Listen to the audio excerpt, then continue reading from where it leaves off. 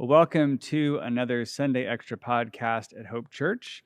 My name is Brian Cropp. I'm one of the associate pastors, and we as a church have been in a series of messages called God's Grand Story Volume 1, looking at the larger timeline, some of the important people, events, and themes that are in the Old Testament. Hopefully, so that as maybe one of your goals for this year was to read through the whole Bible and you start in the Old Testament, we would like to make that as not intimidating as possible for you. I'm joined today by our lead pastor, Matt Sturdevant, who I think we mentioned that in the first week of this series, but in case you missed that, you are a certified, blessed, anointed instructor for a group called Walk Through the Bible. What is Walk Through the Bible, and what do they do? Yeah, Walk Through the Bible Ministries is it's interesting. It's probably around the same age as Hope Church, maybe just a little bit older. So got started in the late 70s, and it's all about teaching people the Bible to live God's Word. So they do live events, which has been kind of interesting recently with all the COVID stuff. But they do live events for the Old Testament and New Testament, and have a bunch of other resources and things available, but to really help people understand God's Word and then live it, which is what this series is all about right now. But their live events are they're a lot of fun. They add in a lot of corny humor. There's also hand signs that we've decided not to use on Sunday morning here, just because I wanted it to not be an event. But of course, the story of the Old Testament is the story of the Old Testament. But kinetic learning is a big thing. It helps you remember things.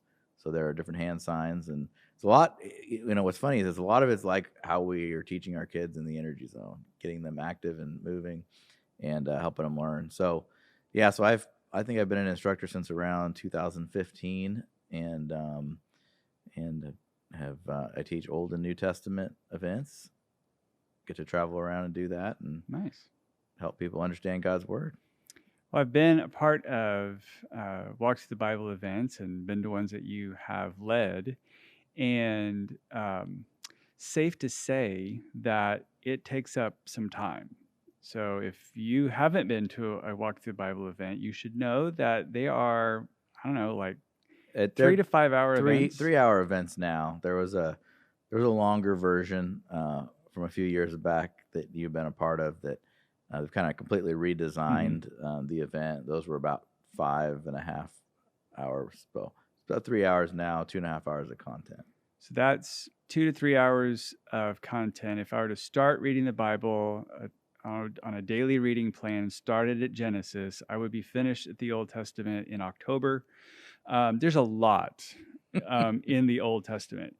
And I'm going to guess that as we have been flying through different parts of the Old Testament story, that there is a lot left on the table that is still relevant and important for us that you just don't have time to get to on a Sunday morning.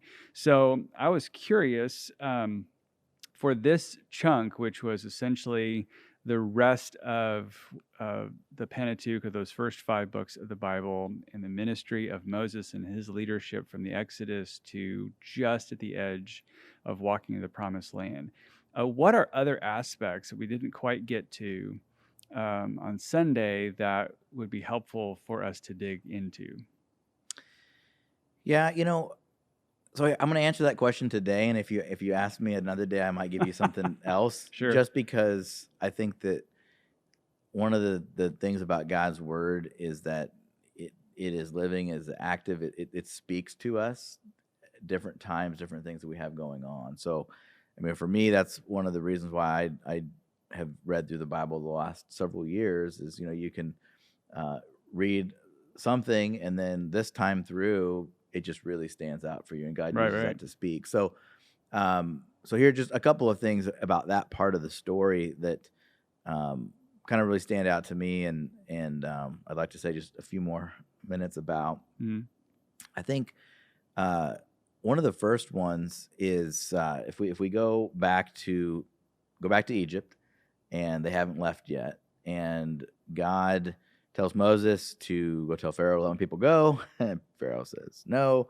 And we go back and forth with these 10 plagues. I think when we read them today, sometimes maybe they seem a bit random, a bit bizarre, like why were this? Well, you can chart back and see that really they were connected to a form of worship that the Egyptians had. So, like first turning the Nile into blood. Well, there was a goddess of the Nile, and so God basically was confronting each of the different areas that they were falsely worshiping. They were worshiping the creation rather than the creator. So one of them, there's the plague of darkness, right? Well, they've got a sun god. I think one of the most bizarre, one of their goddesses was a goddess named Hecht, and she was a woman from the waist up and a frog from the waist down. And Okay. and It's the wrong kind of mermaid. sort of, Ugh. but then there was a plague of frogs. Right, and the right. frogs is one of those ones that seem kind of random, like frogs, but it just was showing that God was showing both the Egyptians and his people who were watching that he, the creator, is in control. Because Pharaoh was also considered deity too, I think. So this is, I mean, obviously he can't control what's going on. So his deityness, whatever that's called, is sort of being called into question. Yeah, too. and they had multiple gods. Yeah. So there's all kinds of gods. But the other thing that's interesting about these 10 plagues is most all of them, they're happening in Egypt, and then where God's people are living in the land of Goshen, they're fine over there. Mm-hmm. But it's happening in Egypt, except you get to the last plague. The last plague covers it applies to everyone. And I think part of the imagery that we get from this is God was showing that the consequence of playing out sin is death. And so God's people were still sinners. So so they were not immune to or protected from this happening unless they did what God said. And this is where them following what God said. It wasn't the fact that there was blood there that was what protected them. It was them taking God for his word. God said, do this. They did it. Therefore, they were protected. There wasn't something magical about the blood of the lamb. You could also say that, if somebody decided like, hey, we were pretty good here. We did pretty good, and I don't think we need to worry about this one.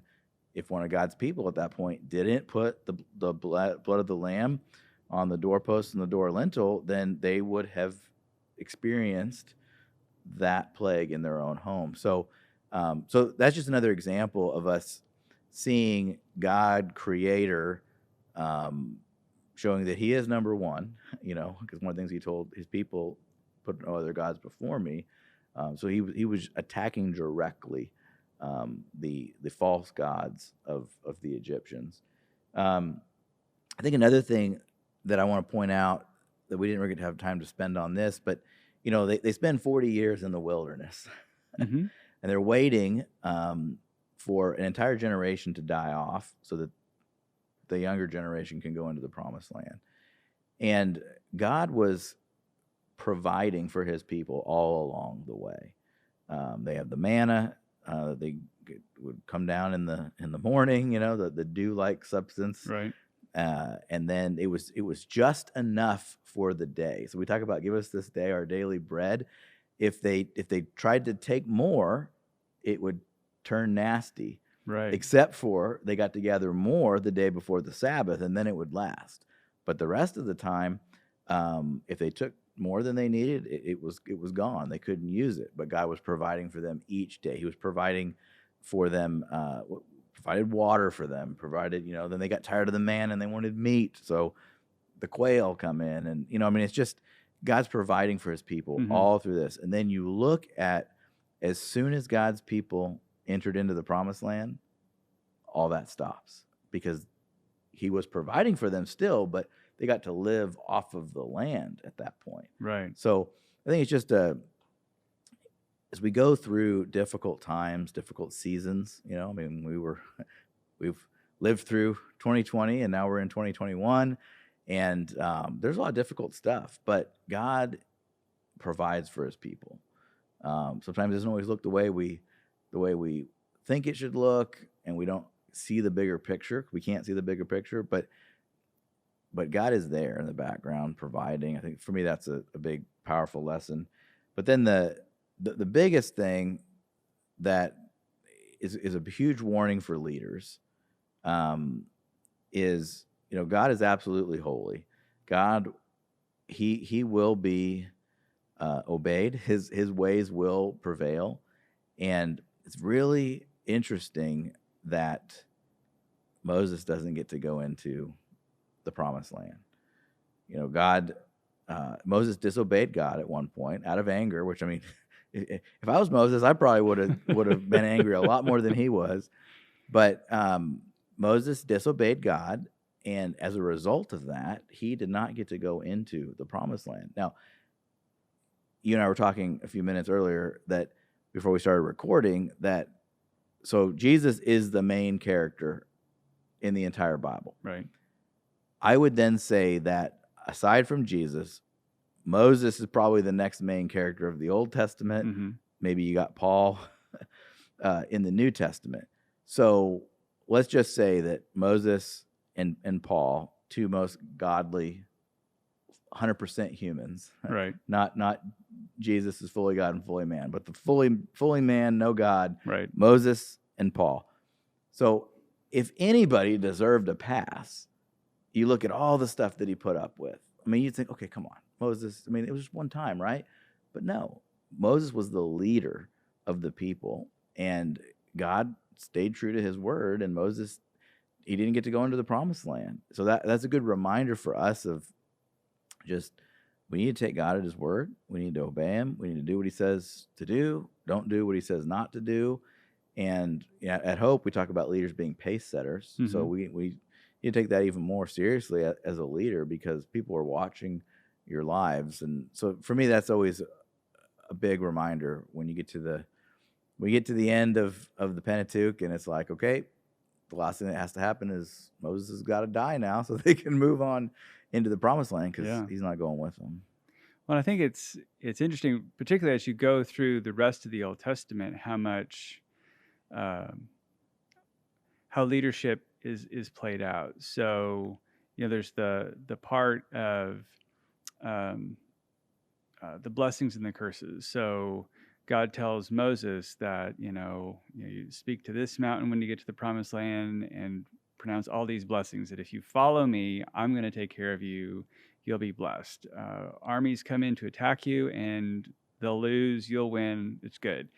And then on this other mountain, if you disobey me, all these curses. So pretty much every blessing, there's an opposite to that. So but it all comes down to that obedience. And you watch the leadership throughout the rest of the Old Testament, that when the leader is following God, Mm-hmm. things go really well, like ridiculously well. And then when the leader goes against God's ways, things go very, very, very badly.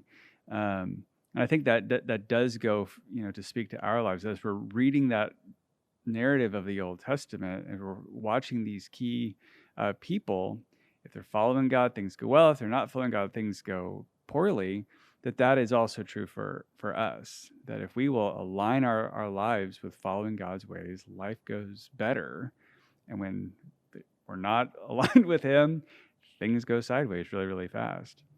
Yeah. For those of us that are followers of Jesus, I mean, we absolutely, we are saved, and we will be with God in heaven. But I think sometimes what we miss as followers of Jesus, because there's grace and there's forgiveness, sometimes we miss the fact that God is still the same God, and he expects us to live life his way, and life just goes so much better when we do it. And then when we're not living in his ways, then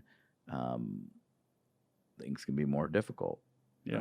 So I think that's, sometimes it's easy to forget that and miss that, because we think, New Testament, we do live under the covenant of grace, but God's ways are still God's ways. And when you do them, life is better. It doesn't mean it's always going to be perfect. In fact, sometimes when you're following God's ways, like, there's a temptation is if I just cut this corner, Right. then it'll be so much easier for me. And it might in the short run, but that's not going to be pleasing to God. And it's not ultimately going to give us the outcomes that we want. So sometimes in doing life God's ways, we actually do the harder thing to do the right thing.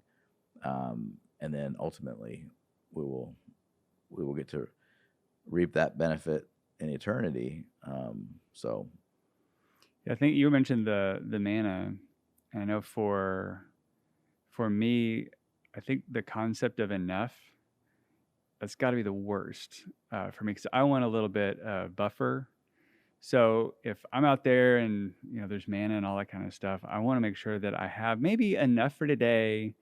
And just in case God doesn't provide tomorrow, I also want to have tomorrow's manna as well. And he's so specific in his provision that the stuff for today was fine and the stuff for tomorrow gets eaten or has worms or stinks or whatever the thing was. But that is, the following God and walking with God is a day-to-day, moment-to-moment experience. You can't, God's not a machine, and God's not, you can't placate him with formulas and templates and that kind of stuff. You really have to rely on him day to day to day. And you watch how that gets played out with the people, of how they kind of get stressed out in the following Moses and following God. And if they can kind of hold in there, things go well. But, there's all kinds of, you should read the Old Testament. It's got crazy stories about, people who disobey and the earth splits and swallows them up and, all these things. Largely, I think, because it's easier to trust what we can see versus walking in faith with God. Yeah, and I think I'm glad you brought that up. I think one of the things too, that just as a caution, if you're brand new to following Jesus or you're checking it out, it's okay if you don't understand everything in the Bible. Sometimes you read those bizarre stories and you're like, what in the world's going on here? But don't let that trip you up. Don't get stuck there. Mm-hmm. So we usually say, make a list of your questions, Mm-hmm. but keep moving forward, and then you can come back. And because there are some there are whole books written on difficult passages, particularly in the Old Testament. Some of the things that God said or did, and people are like, well, how in the world, and it's like, okay, don't get stuck there. Kind of if you're a young believer, in the sense young in your faith, Mm-hmm. we kind of look at the imagery of a baby Christian and a child Christian and a teenager and then mature. Well, babies need milk, so don't get caught up on this really hard stuff Right. and get stuck there. So that's why we usually recommend people John, Acts, Romans. Mm-hmm. That gives you a good foundation to understand the Bible. So we are talking about the Old Testament. We're going through the storyline, trying to look at the bigger picture of what's happening, but not getting stuck in any one of the.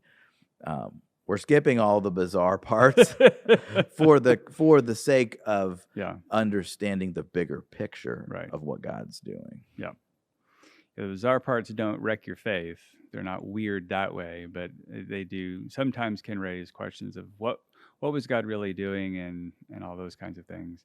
Well, in light of moving forward and not getting stuck, can you give us a preview of week 3 of the series?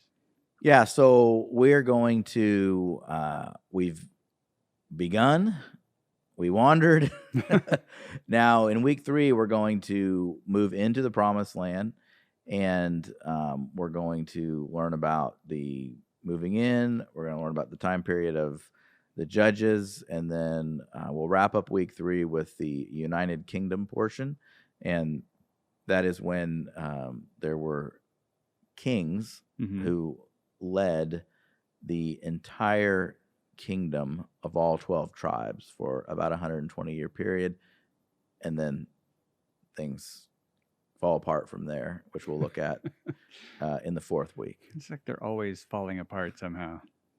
Well, that's great. And I invite you back to join us for that message that's coming up this coming Sunday with week 3 of God's Grand Story, Volume 1. If you are in the Dallas-Fort Worth area, we would enjoy getting to worship with you at our Beach Street location, which is just east of downtown at the intersection of Beach and I-30 in Fort Worth, Texas. If you're would rather stay home or like for health reasons or that kind of thing, or you're watching this from someplace other than Dallas-Fort Worth, come join us online at hopechurch.com on Sunday and join us for this next step in God's grand story. I think you'll be encouraged by it. Invite somebody to join with you. And until we have our next Sunday Extra podcast, have a great week.